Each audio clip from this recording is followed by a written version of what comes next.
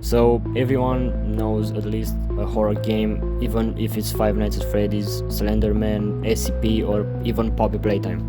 There are different kinds of horror games: survival horror, stealth horror, psychological horror. Horror games don't need to have jump scares to be scary. They can do this by the ambience that's present in the gameplay, fourth wall breaking, and even the story itself. But sometimes the games are hated by players by how poorly they were made, and in the last years this happened quite a few times. So today we're gonna take a look at horror games and their decline over the years.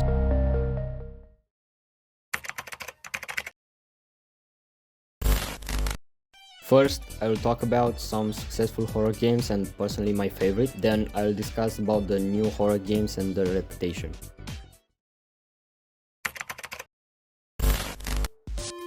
First off, it's Five Nights at Freddy's, of course. This game, honestly, I think is the best game from the mascot horror genre, made popular by Let's Players such as Markiplier and Jacksepticeye. Purple Guy! Scott transitioned from cute little games with diva-like characters that look like creepy animatronics into a creepy horror game where you sit in an office defending against killer robots. I remember when I saw the game back in 2014 and I had no idea what was going on. I was looking at my cousin who was playing and I had no idea what you had to do. Then I looked at Jacksepticeye's animations and I started to get into the game. From jump scares to the ambience, these games have it. But honestly, I don't really like the new installments like Security Breach. Help Wanted was good, but I really think the game should have ended at Pizzeria Simulator or UCM. The game is still standing pretty good, although like I said, I didn't like the new games made by Steel all that much, but who knows what there will be in the future, with the movie coming on October 27th and Help Wanted 2 sometime this year I think, or next year at least.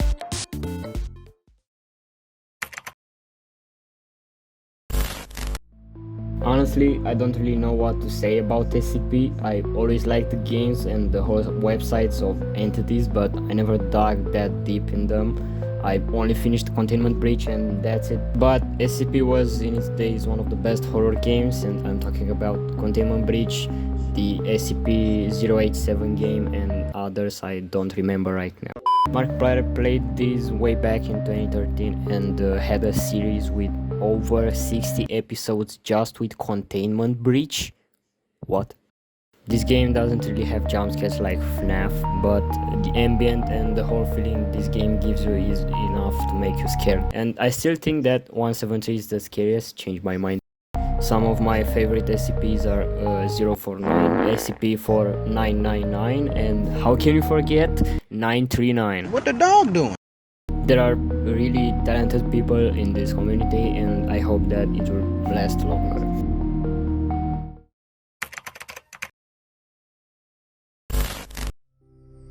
The reason I put these two games together is because they are both from the same genre, psychological horror, although they have different stories and gameplays. Let's start with DDLC. This game is a different type of horror. It's psychological horror like I said, and it's quite interesting. It doesn't have jump scares, well, besides this one.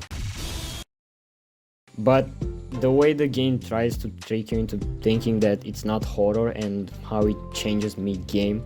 Monica knows she's in a game. Sayuri is, well, she's dead. Yuri becomes obsessive and Natsuki.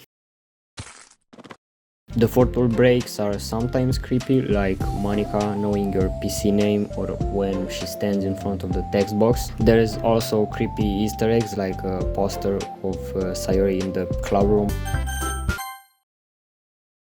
What the hell? The game is really good, and if you want to know more about the AI or fourth wall breaks, check Tech Rules video about DDLC. So OMORI is one of my favorite games. Its story is really well made and it really drags you into it. This game has over 20 hours of gameplay, and that's if you play the game on the main route. If you stay to make all the endings and all secrets, you can play this game for up to like 40 hours. The story of Sunny and Basil and the unfortunate fate of seeing Mari die, although this was Sunny's fault, is pretty sad, and the fears that Sunny has to face in order to let go of the past is pretty scary, especially the spiders one because I have a fear of spiders. I could talk about all day about the story and gameplay, but I will keep it short. It's an RPG game similar to Earthbound, and if you really want to cry, you should play this game. My favorite part of the game is the real world, where Sonny meets his friends. Each one changed in a different way because of the incident. And the other favorite part is...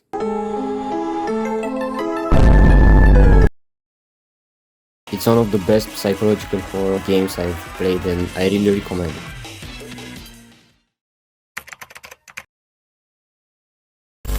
And now we arrive at the other side of the horror games. Honestly, I don't really hate the game. I mean, I played it and it was pretty good. The worst thing though is it's made in most part for children, and that's why I didn't see the horror aspect in the game. The only horror thing were the bugs.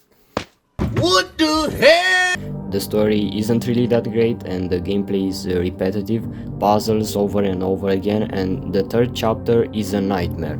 There is a lot of puzzles, and the neighbor's AI is so broken that when he kills you multiple times in one place, he will put a bunch of cameras and traps and will just camp there. I do like the mini games where you get the invisibility, double jumping and pushing ability. It's something else other than just puzzles, and the one with the school, in my opinion, is a bit creepy. The ambience is doing all in that minigame.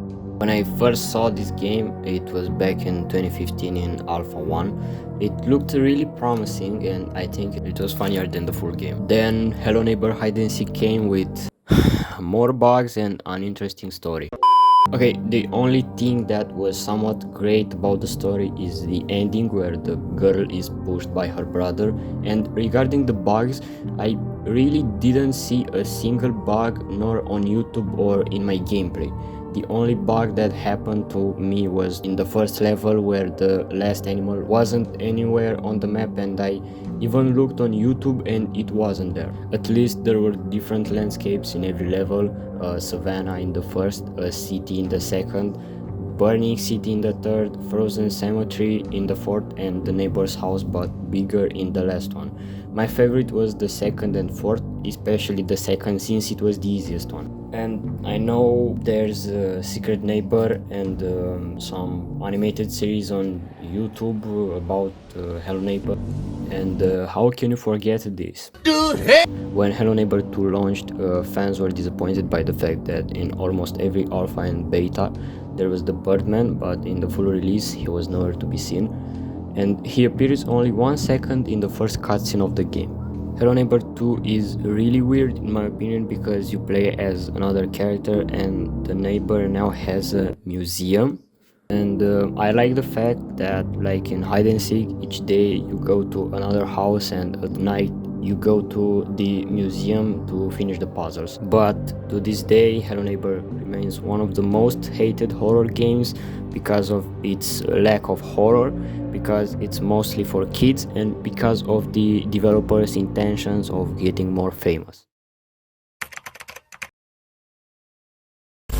Poppy Playtime is a good example of a company that does wrong things regarding their video games. In December of 2021, Mob Games announced NFT versions of Poppy Playtime's in-game posters. The developer presented the offer as an opportunity to own a piece of the game. Additionally, collecting all of the available NFTs, which were 6 in total, would present fans with the option of unlocking the 7th NFT.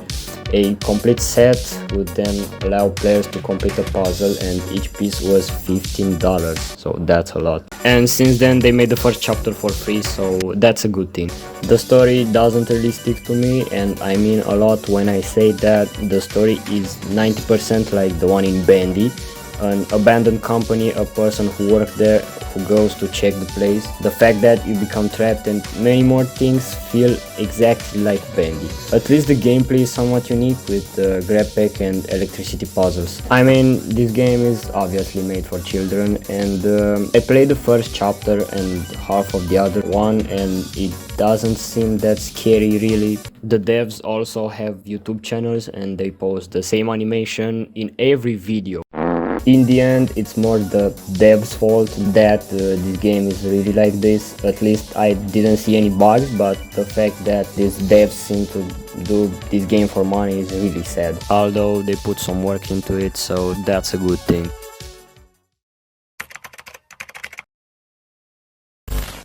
I don't really have anything to say about this game because I haven't seen much gameplay and I only played the first game, but all of these games have mixed reviews on Steam, so I will read some reviews from there.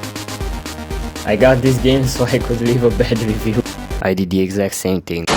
Such an awful game. I feel bad for the generations where instead Freddy Fazbear they have Jumbo Josh, and I don't even know who is that. This game is not worth the price of admission, literally free, and I'd rather stab myself with a rusty pen.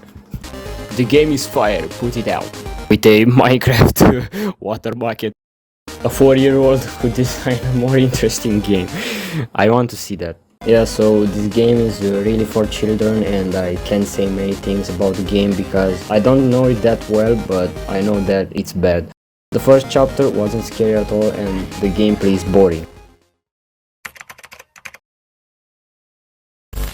At the end of the day, horror games aren't the same anymore. These days, they are being made for children and a lot of the horror just vanishes when you see bugs or cartoon characters. And I truly wish that it will be better in the future. I don't hate any game presented in this video or the devs. This video was truly my opinion, and feel free to think whatever you like about these games. That's all, and I will see you in the next video.